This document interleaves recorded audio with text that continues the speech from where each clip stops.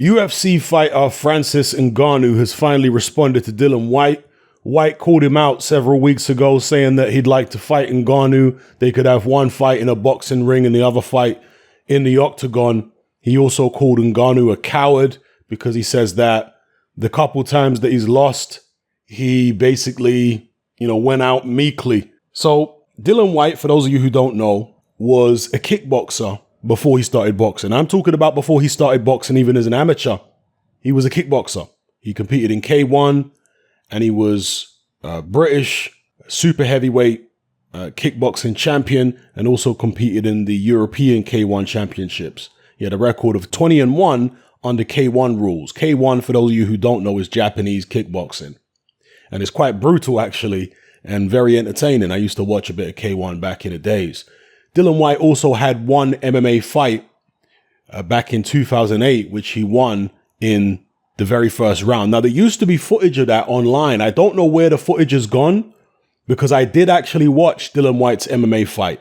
And yeah, as I say, don't know where that's gone. So he's got a martial arts background, Dillian Whyte. This is not the average boxer who never been in the octagon before, never had to use their legs, only ever has boxed and doesn't know any other martial art. Dillian Whyte does, okay? Now, it's been a long time since he was in the octagon. It's been a long time since he was competing in K1 and using his knees and elbows and kicks and all that kind of stuff. But it is there. He's going to have a certain understanding. He's going to have a certain know-how that most other fighters, boxers that is, don't have. So we'll see what happens here. He says he'd like to be the first professional boxer to become world champion in boxing and also switch over to UFC and become world champion there. We'll see if he can achieve it. I think that somebody like Dillian Whyte, if he makes that switch when he's still relatively young, has a better chance than most. I'm not saying he's going to actually make it happen. I'm not saying he can actually do it, but he's got a better chance than most because of his background. Jarrell Miller, same thing, because Jarrell Miller's also got a kickboxing and MMA background. So he's another guy that would have a better chance than most of actually making a successful crossover to MMA. So Ngannou, I can quote him here directly. He said, quote, "I know Anthony Joshua, but Dillian Whyte, I only heard about him when people sent me articles about him. I didn't know him before. Everyone says what they want. I don't think anything about that. If he wants to fight MMA, we'll find out if I'm a coward. Yes, I would have a boxing match, whoever is possible and whenever is possible. The top heavyweights. I am always confident in my power. I have no doubts with my power." End quote. Well, I've seen Ngannou fight in UFC because I'm a UFC casual, an MMA casual, okay? And I saw his recent fight, the one that was, I guess, behind closed doors because Dana White has been putting on his UFC shows without a crowd and whatnot. And I saw that fight where he knocked out that dude in, whatever it was, 12 seconds, 15 seconds. And I've seen a couple of Ngannou's other knockouts. And as with most MMA fighters, he doesn't have the technique of a top-level professional boxer.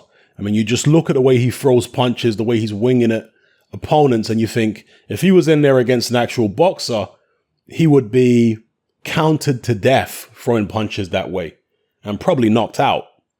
I mean, I don't know how his chin would hold up against Dillian Whyte. Probably not that well, but you never know. Maybe it would hold up better than I'm anticipating. But certainly defensively, he looks, as most UFC fighters do, most MMA fighters, wide open to being countered by a boxer. Yeah. And his, methods of landing his own punches are very rudimentary. Again, and this is the case with most MMA fighters, they don't have a sophisticated boxing ability, most of them. Some of them do. Some of them are actually not bad with their hands, particularly the ones who come from a kickboxing or particularly boxing background. They are a bit more sophisticated in terms of what they do with their hands, but most MMA fighters, their hand skills are not that great compared to, top-level professional boxers. So we'll see where this goes. Maybe we'll get Dillian Whyte versus Francis Ngannou somewhere down the line. I'd like to see it. From when I was young, I was always interested in who's the toughest, which guy can beat which guy. So when I was growing up in the 80s, we used to talk about Mike Tyson versus Bruce Lee. Who would win? Obviously, Bruce Lee was dead at the time, but these are the kind of conversations we'd have.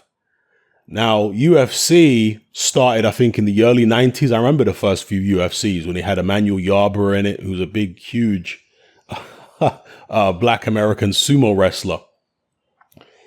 So I remember the early days of UFC, and that kind of brought those conversations we were having into reality, although there wasn't anybody particularly famous in the UFC at the time. That's when the Gracies really made their name, Royce Gracie. So, yeah, I grew up just wanting to see who could beat who in a fight, irrespective of which martial art it was. In fact, that to me made it more interesting. Who wins between a Kung Fu master and a Thai kickboxer? So me and my brothers and my friends, we used to have these kind of conversations when we was growing up in the 80s. So, again, same as an adult. Yes, boxing is my sport and it will always be my sport. I'm never going to be one of these people who turns my back on boxing and goes over to MMA and says, okay, I'm with MMA now. No, because I just don't find MMA as interesting as boxing. I love the art of boxing. I love the art of being able to throw punches in a particular way. From an entertainment perspective, boxing for me is the ultimate. Okay, that's just me personally. If you prefer MMA, that's okay. But I'll always be boxing first. And I'm an MMA casual. I watch it occasionally here and there. My girlfriend likes MMA.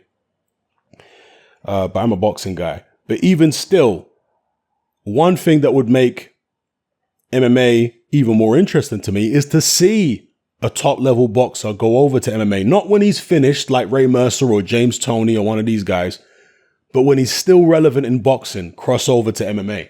That's what I'd like to see. That intrigues me to see whether he would actually be able to hang over there.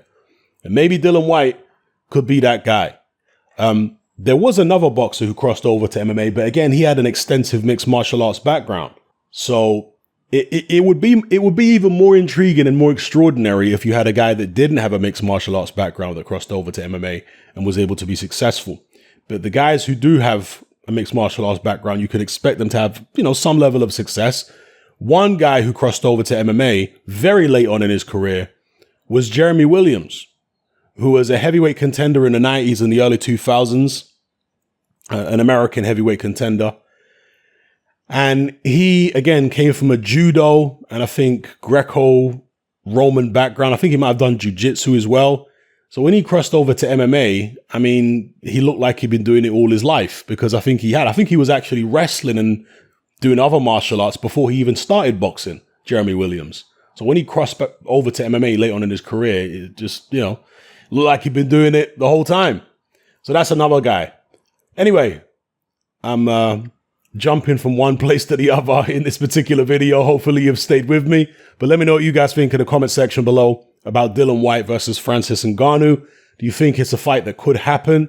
And how do you see it going, in a boxing ring or in the octagon? Now, surely, if it takes place in a boxing ring, it's only going one way, and that's to Dillian Whyte. If it takes place in the octagon, you would have to favor Ngannou, but with Dillian Whyte's kickboxing and MMA background, it might not be that straightforward. Yeah, Dillian Whyte was a pretty good kickboxer. In terms of his MMA and grappling and all that business, he'd need to work on that a lot. He'd need to work on takedown defense. But in terms of his kickboxing, he was pretty good at kickboxing, right? It's not like he achieved the pinnacle and became the best in the world. No. But if you see some of his kickboxing fights, he was competent. So he, I'm sure, would bring those abilities into play in an MMA fight. He'd be using kicks and elbows and all that other stuff. So yeah, let me know what you guys think in the comment section below. It's happening, I'm out. Join me on Patreon. I upload a minimum of 2 podcasts every single week, covering a wide variety of controversial topics, as well as live stream Q&A sessions. Take a look on screen right now at some of the podcasts I've produced so far. For just $3 a month, the equivalent of about £2 a month, you get access to all my new podcasts and my entire back catalogue of past podcasts, including my popular Confessions of a Nightclub Bouncer series. You can listen on your computer or on your smartphone or tablet by downloading the Patreon app from the Google Play Store or the App Store for free. The Patreon app also allows you to download each podcast in MP3. For less than the price of a cup of coffee, you get access to dozens of hours of exclusive content. It's easy to sign up, there's no contract, and you can cancel at any time. So come and join our community of free and critical thinkers by signing up with me here on Patreon today.